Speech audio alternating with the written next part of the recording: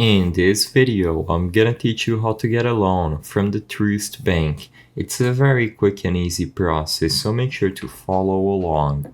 All the information needed to get a loan from the Truist Bank can be available on their website. So open up their website, and at the top of the screen you will be able to select loans from this quick menu. Alternatively, just hover over loans at the top and you will be able to select the specific type of loan that you wish to acquire. I recommend you take your own time and you browse through the specific one that you need.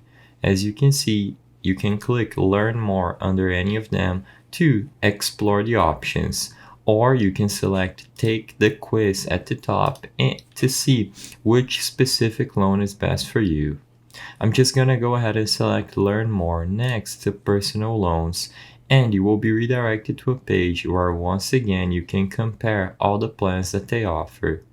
Once you find one that satisfies you, as you can see, for some of them you will have to apply in person, but depending on which one you pick, all you have to do is click Sign In and Apply. This will take you to another tab where you have to sign in to your Truist online bank account, and after you are signed in, they will perform a check, and if you qualify, you will be able to acquire your loan online directly from the bank. As long as you are qualified and you have an account on the Truist Bank, you will be able to get your loan.